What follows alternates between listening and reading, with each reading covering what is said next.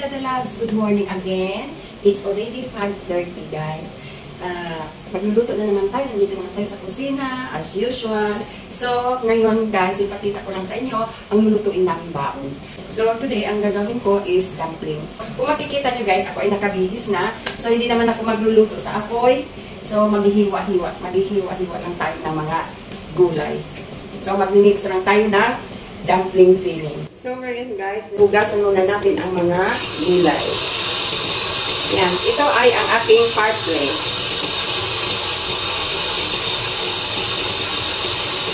Agagay, nilagay dito sa left guys. So, yung iba, yung lalo na itong parsley, nahugasan ito ito.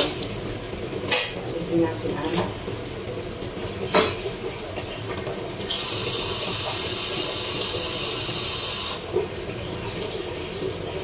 so, ayan. So, meron tayong pechay. Hindi ba ano sa palang pechay.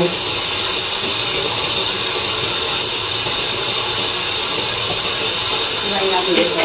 And then, meron tayong, ano ba ito guys? Nalimutan ko naman ang pangalan ng gulay na ito. Ayun na lang guys, ang ang umintindi ng anong gulay ito. I forgotten na ang gawa namin. So, ayan. So, ito siya guys. Oh. Ayan.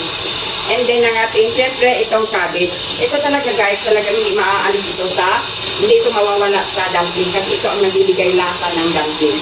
Ang cabbage. Ayan. Cabbage. At siyempre, lagyan natin ng celery. And, gusto ko lagyan, ewan ko kung anong lasa, kasi masarap, parang nasarapan ako sa gulay na to. Ito ay, ano ba to? Ito na naman tayo. Yung ano siya, nalimutan ko na naman ang pangalan ng gulay na to. Basta, itong gulay na to guys, sa totoo lang, pang ano ito, pang sabaw.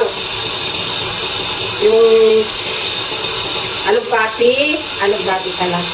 Ewan ko kung ano sa English yung alugbati. So, ayan o. So, lalagyan ko. Gusto kong lagyan. Kasi, gusto ko ang lasa niya. So, ayan guys. So, ayan. Naugasan na natin. Ito guys. Ito mga kadadalas. At syempre, yung bawang at sibuyas natin. Yan. Ang bawang at sibuyas. At, binabad ko pa ang brown chicken kasi matigas siya. So, yan. So, unahin natin guys ang sibuyas. Sinadang madali na ako. Pero ang sa akin is kung aabutin ito, okay lang. Kung hindi, hanapin ko na lang kung anong mababaon namin. Pinainis ko na lang yung kanin. Hindi na ako nagsanap ng kanin. So, ayun. Kailangan dito ako matanong kasi gusto ko dito guys maghiwa ng sibuyas sa may lababo kasi para diretso ko maghugas ng sibuyas. Tsaka magtapon ng ng balak.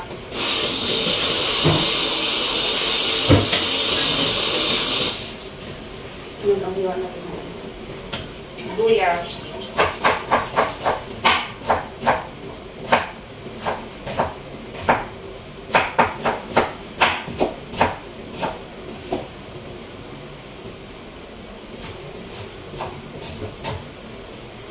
Ayan mga kadadalas, nandito na nahiwa na natin ang bawang at sibuyas at umpisa na natin hiwain itong parsley.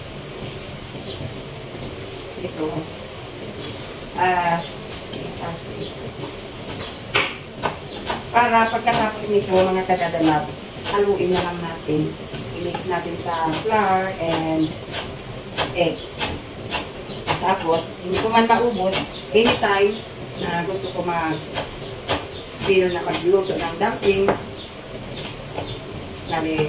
naka-ready na ang filling. Kahit dumami siya, mga kadadalags. Okay naman. Mas mabuti nga yun. So, ito ang ating pechay. So, madaliin ko na mga kadadalags kasi mag-alas 6 na. So, pinapino-pino ko ang paghiwa. Yan. And then, pagluto sa kanya, madali. Ani-steam lang natin. Para maggawa tayo ng filling niya. Ito ang filling. So, ayan. Ito ang pechay natin. Itong alubati. Mga tawag sa inyo. Basta, masarap siya guys. Ito oh. Yung pang ano siya, yung matagal siya sa tubig, sa pinula natin. Maglalapot yung ano, maglalapot yung sabaw. So, malasa siya at saka healthy naman. Ayan ang ating alubati.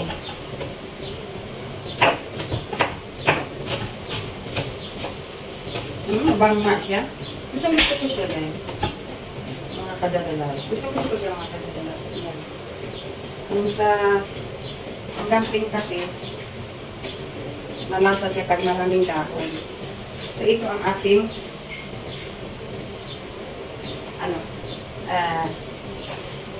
nalimutan ko naman. Si malimutin.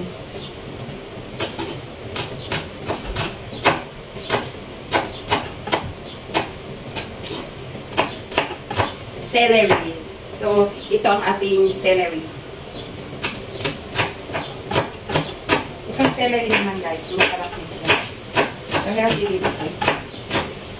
Pag niluluto ko siya, mga kadakala, hindi ko siya pinapatagal kasi masarap siya kasi manitulutong kakain. Kain. At malasa. Kakabito talaga yung lasa.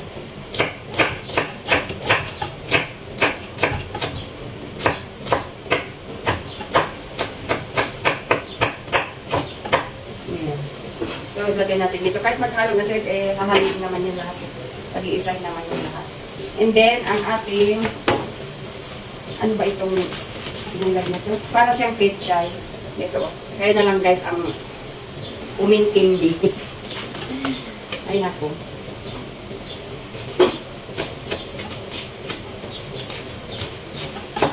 So, puro siyang ano. Masarap ito guys.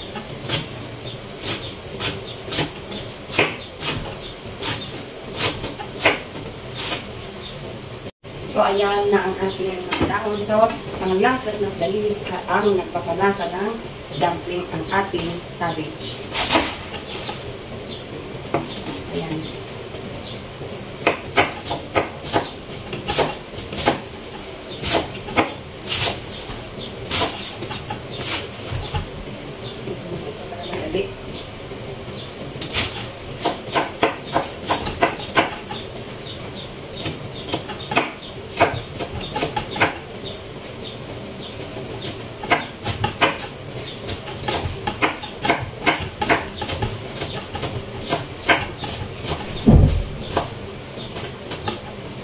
Ihalo ko na dito sa ano.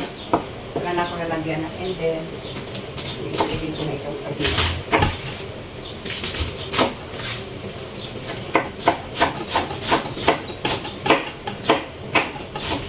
Kailangan mapihinan siya guys ang pagkawa ng ating cabbage. Kasi may mga malalaki. So, okay naman. Kung kakainin din lang sa bahay, hindi naman pang benta. Kahit may mga malaki yan, kain din naman. So,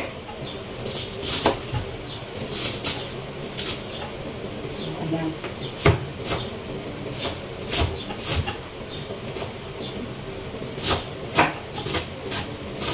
I-cube ko siya. Ipagawa. Ayan, hindi na ako magpadami guys kasi wala na akong oras. So, ayan. Ito. So, ayan guys, dito na. So,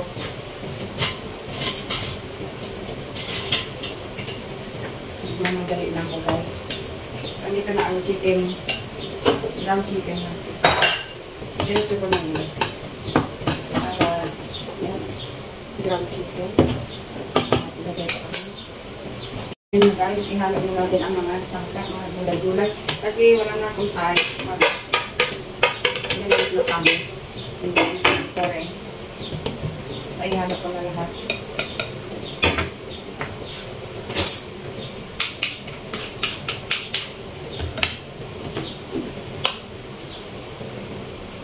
So, ito guys, ang nagawa natin. So, mamadali na po. Ito so, paglagay natin. Ipa-fry ko na lang guys kasi wala na akong time. Fry na lang natin. Walang oras.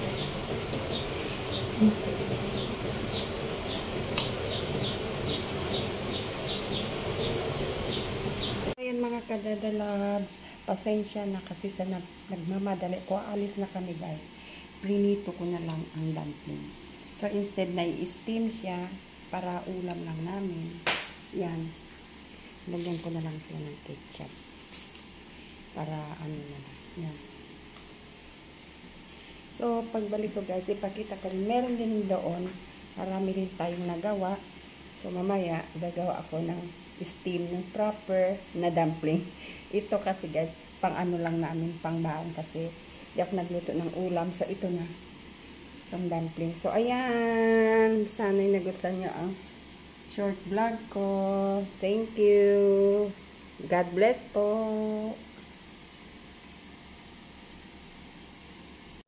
Wala guys, paglabas namin, papunta na kami guys, papasok na kami sa school. Ang kapal-kapal ng fog guys. Ayan. So, ang kapal ng fog sa umaga. Taglamig na kasi dito guys. It's winter time. So, sa umaga, nag-fog siya. Ang kapal-kapal. Marami na naman itong minsan nagkakaroon ng aksidente kasi mga sa industrial area kasi makapal guys ang fog. So, ayan. Hindi siya masyadong makita ang mga sasakyan kaya naka-on ang mga ilaw lahat, ang naka-hazard ang ilaw lahat ng sasakyan. So ayan guys, on our way to school. God bless po sa inyong lahat. Sa ang sulok ng mundoan po kayo naroroon. Magandang umaga, araw, tanghali, hapon, gabi, at hating gabi sa inyong lahat. Si Dada Labs nagpapaabot ng God bless everyone. Bye! Winter na. Taglamig na dito guys. God bless!